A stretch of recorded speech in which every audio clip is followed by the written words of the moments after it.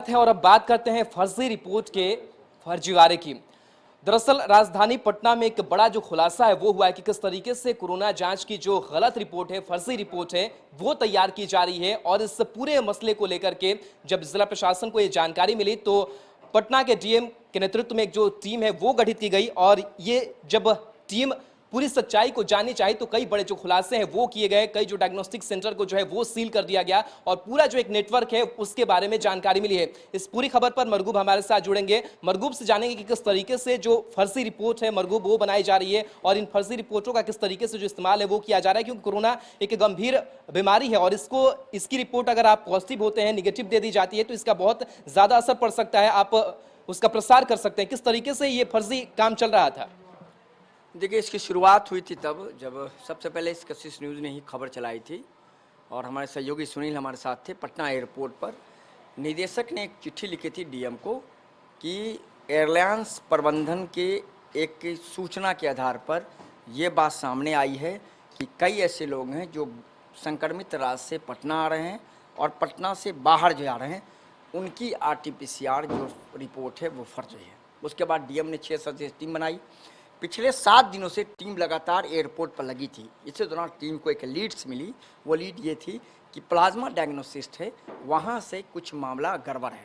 जब टीम वहाँ पहुँची, कल रात हमने खबरें चलाई, तो वहाँ जब जांच की गई तो वहाँ 3 रिपोर्ट मिला और जब उनके कंप्यूटर की जाँच की गई तब पूरे मामले का खुलासा हुआ। लेकिन प्रारंभिक तौर पर टीम ने तत्काल प्लाज्मा डायग्नोसिस्ट में किसी व्यक्ति को गिरफ्तार नहीं किया। वहाँ से जो टीम सबूत लेकर चली आई, जब कल से अभी तक जब जाँच पड़ताल की गई तो पता चला कि ये प्लाज्मा डायग्नोसिस ये सिर्फ फर्जीवाड़ा का अड्डा है। यहाँ कोई टेस्ट नहीं होता है, न कोई ब्लड सेंटर है, न कोई पैथोलॉजी टेस्ट है। ये सिर्फ और सिर्फ खोला गया था फर्जी सर्टिफिकेट देने के लिए।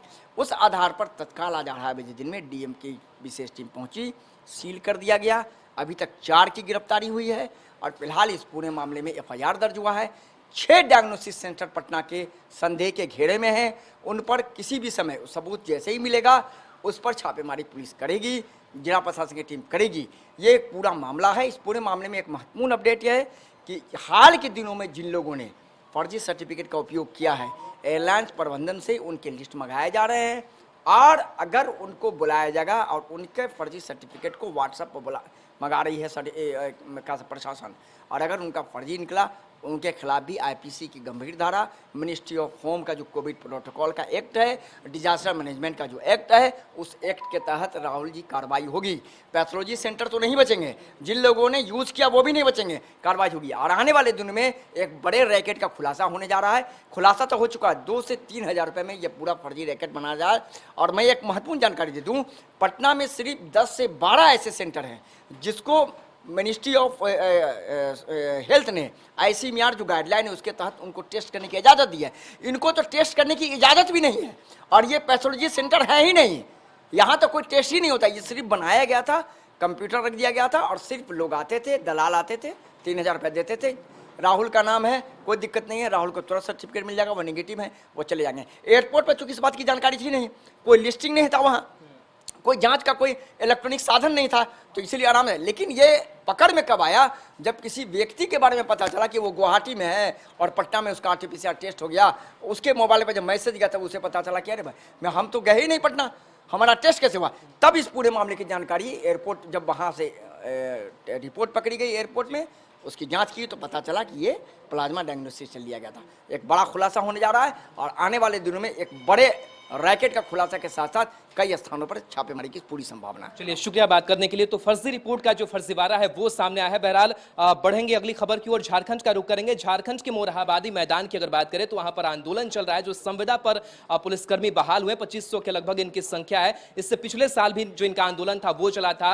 वेतन वृद्धि सहित इनको अस्थायी करने की जो मांग है वो ये पुलिसकर्मी लगातार रख रहे हैं और इस पर जो सियासत है वो भी अब चल रही है। रांची के जो सांसद संजय सेठ वो भी आज मुलाकात करने के लिए पुलिसकर्मियों के पास पहुंचे और जो एक संवेदना है वो उन्होंने व्यक्त की, जिसके बाद से कहा यह जा रहा है कि कहीं ना कहीं इस पर जो पॉलिटिक्स है वो भी होती हुई नजर आ रही है और बीजेपी सरकार को घेरने की कोशिश कर रही है। बहरहाल जो तस्वीरें वहां से निकल करके सामने आई है मोरहाबादी मैदान से, उसका जायजा भी लिया है हमारे सहयोगी नैयर ने। पहले उसको दिखाते हैं।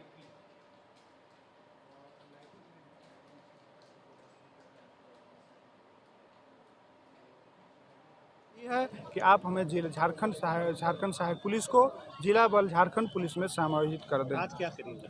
आज हम लोग शांतिपूर्ण धरना पर यहीं बैठे रहेंगे, यहीं पर संबोधन होगा और उसके बाद सरकार यदि कुछ पहल करती है तो ठीक है, अन्यथा हम लोग राजभवन और आपका मुख्यमंत्री आवास घेरने पर बाध्य होंगे। यह सरकार के हाथ में है कि समाधान दे देती है तो अच्छी बात है, अन्यथा मोराबादी में संविदा पर नियुक्त पुलिसकर्मी के द्वारा आंदोलन चल रहा है। 2500 पुलिसकर्मी जो 27 तारीख से आंदोलन में मोराबादी मैदान में जमे हुए हैं, चाहे वह पानी आए या धूप, कड़ी धूप हो, उस बीच ये लोग खुले मैदान में पंडाल लगाकर अपना आंदोलन जारी किए हुए हैं। आप देख सकते हैं यहाँ भारी संख्या में महिलाएं भी है जो पुलिस संविदा में नियुक्त हुए थे, जिन्हें 3 साल के कार्यकाल के बाद हटा दिया गया और इनकी मांग है, एक ही सूत्री मांग है, वह मांग है कि उसे सेवा में नियमित किया जाए या पुलिस वर्ग में भर्ती किया जाए। लेकिन सरकार के द्वारा अभी तक कोई जवाब नहीं आया है। यानी कि हम कह सकते हैं कि सरकार अभी तक से गंभीर नहीं है, लेकिन ये 2500 पुलिस संविदा पर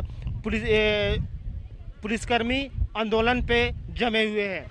हम लोग को बहुत दिक्कत हो रही है। देखिए आप लोग को तो पता होगा, कल जितिया भी था, जितिया का फास्टिंग भी रखे हैं। अभी तक हम लोग बच्चे लेकर अभी तक पारण भी नहीं किए हैं। सोचिए, अब बाल बच्चा के आयु बढ़ने के लिए हम लोग जितिया किए और यहाँ पे आए हैं कि हम लोग को सीधे सरकारी में नियुक्ति कर दे। कहे कि हम लोग जिला बल से कंधे मिलाकर ड्यूटी करते हैं, 24 घंटा नाइट ड्यूटी करते हैं, दिन ड्यूटी करते हैं, सब तरह का ड्यूटी करते हैं। जिंदगी जी रहा है वैसा तो हम लोग नहीं ना बच्चा लोग करवा सकते हैं।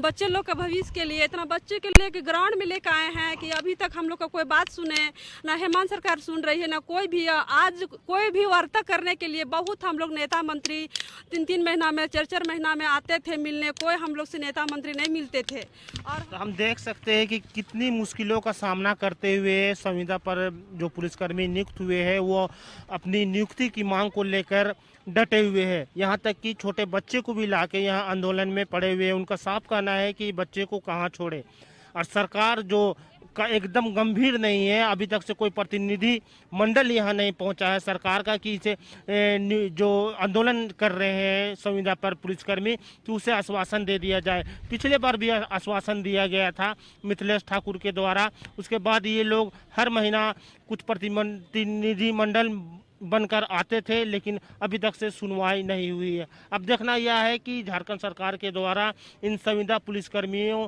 पर क्या ख्याल रखा जाता है या कब नियुक्त किया जाता है। रांची से कशिश के लिए अपने सहयोगी प्रदीप सिन्हा के साथ नैयर।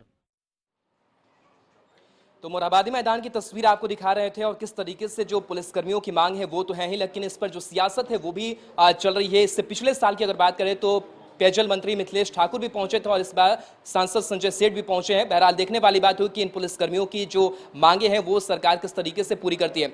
बढ़ेंगे आगे, चक्रवाती तूफान गुलाब की बात करते हैं और इस गुलाब ने कह सकते हैं कि झारखंड के कई जिलों में जो तबाही है वो मचाई है। लगातार जो भारी बारिश है वो हो रही है, नदियों का जो जलस्तर है वो लगातार बढ़ता जा रहा है और अलग अलग जगहों की जो तस्वीरें हैं वो निकल करके सामने आई है। खास करके बेरमो, बोकारो, बाघमारा, निरसा की जो तस्वीर है वो आपको दिखा रहे हैं, जहां पर चारों तरफ पानी ही पानी जो है वो नजर आ रहा है। संजीव हमारे साथ इस पूरी खबर पर जुड़े हुए हैं बोकारो से। और संजीव, जो गुलाब का असर है वो अब झारखंड के कई जिलों में देखने को मिल रहा है, किस तरीके से इसका जो असर है वो देखने को मिल रहा है और जनजीवन अस्त व्यस्त भी नजर आ रहा है, तो कितनी परेशानी लोगों को हो रही है?